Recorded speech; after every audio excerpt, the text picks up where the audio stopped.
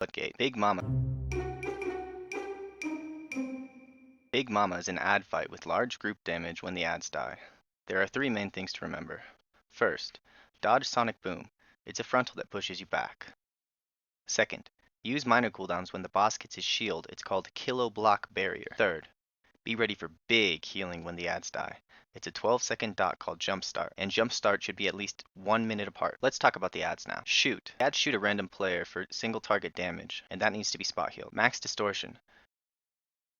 This needs to be kicked. It knocks players back and deals subsequential party damage. All 4 of the drones should cast this at least once during their life. If you're a healer with a kick, you should help with this because there isn't much damage going out while the ads are alive. Electro Crush. While the ads are alive, the boss will cast a tank buster, so help the tank during this part because it's all spot healing until the boss shields at 100 energy. Let's go over the biggest healer checks. Electro Shield into Jumpstart. Try to kill the ads before the boss reaches 100 energy. This will avoid the extra raid damage from Electro Shield. If the ads are already dead when the boss hits 100 energy, he will not cast Electro Shield. The shield pulses damage and it's removed when the ads die. To make matters worse, ads dying triggers Jumpstart, which is the biggest healer damage. So what that means is both of the most dangerous AoE healing abilities will be back to back, so that could mean 20 seconds of rot damage. This combo occurs every minute to a minute and 10 seconds. You should only see this combo 2 times in the fight, but you could see it 3. On the first Jumpstart, the ads usually die fast. The second Jumpstart and third Jumpstart will be much harder. You will likely get an Electro Shield before it goes out. Demolition Duo. This is a mechanics fight where the only healer check is if you mess up the mechanics. The boss summons 6 bombs, and you'll have to use the mechanics to destroy the bombs. There is basically no healer check unless you fail to destroy the bombs in time and they explode. Before the boss, ask your tank to bring the boss to the corner so it's easier to hit multiple bombs with his charge. So how do we destroy the bombs? You get 3 boss charges and 2 dispels to destroy the 6 bombs before they explode. Barreling Charge. This is a frontal that the big guy cast. He runs in a straight line, destroying all bombs in its path. It's important to destroy multiple bombs with this charge if you can. Kinetic Explosive Gel. This is a magic debuff that can be dispelled. Wait for players to get close to a bomb and then dispel them. This will destroy the bomb. Shrapnel. When the bombs are destroyed, they deal small AoE damage when they land. Deflagration. This is the bomb explosion. It's a 10-second dot. You should be able to handle one bomb exploding and still heal through it.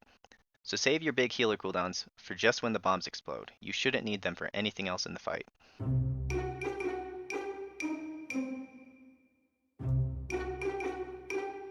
Swampface. This is a rot healer fight with constant damage. There's heavy movement and you're going to have to coordinate with your partner. More on that later.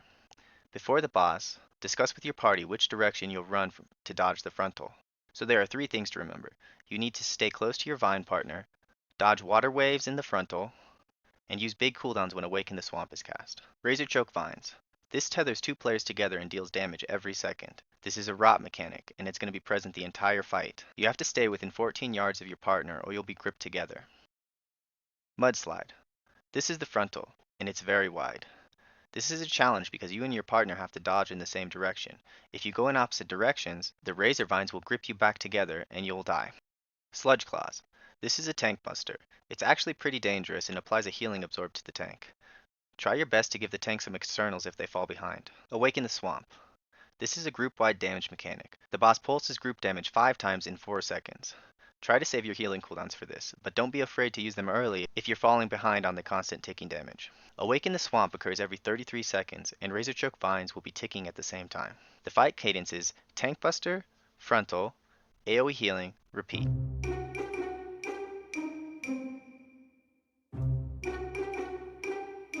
Geezle Gigazap is the highest burst healing boss in the dungeon. There are 3 things to remember. 1. There's massive healing every 1 minute exactly. 2nd, there's a puddle mechanic with an ad and you have to drag the ad into the puddle in order to deactivate the ad. 3rd, Thunder Punch is a tank buster, and it's probably the most brutal tank buster of the season. First I'll talk about the positioning mechanics, and then I'll go over the healing checks. Damn! The boss spawns puddles on the ground. You'll need these puddles for the next mechanic. Leaping Sparks. These are electric balls that fixate players. You have to guide the ball into the puddle in order to destroy it.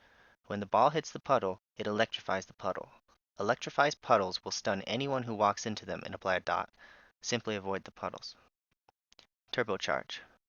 This is a massive AoE healer check. It deals massive damage every 1 second for 10 seconds. This occurs 6 seconds into the fight, and then every 1 minute thereafter. Be ready to heal big right when the boss pulls. Gigazap. The boss targets 2 non-tank players with a Giga Dot. Hopefully DPS will use a personal defensive when this goes out. If not, try to external one of the 2 players so it's manageable. Thunder Punch. This is the tank buster.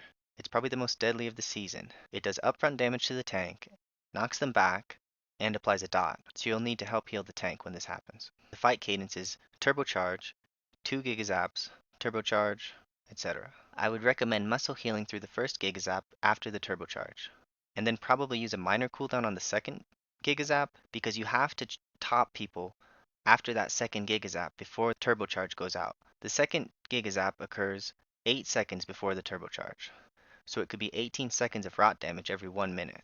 Dark Fuse Blood Warper. This guy casts Blood Warp. I think it's the most dangerous trash ability of the entire season.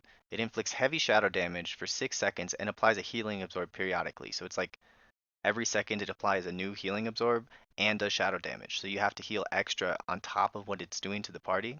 A healing cooldown for this guy is going to be mandatory or you will lose people. The Shreddinator 3000. This is a mob that spawns these spinning blades under every party member. If you move right when the blades are being cast, you should avoid all of the damage. And if you don't move, it'll probably kill you within 3 ticks. The last pack before the final boss is very dangerous. The Dark Fuse Jumpstarter does ramping group damage. By the time the pack dies, you will maybe have to use a cooldown, but don't use too many cooldowns, because you'll have to do the final boss next, and he does big damage on pull. So you want to save something for that.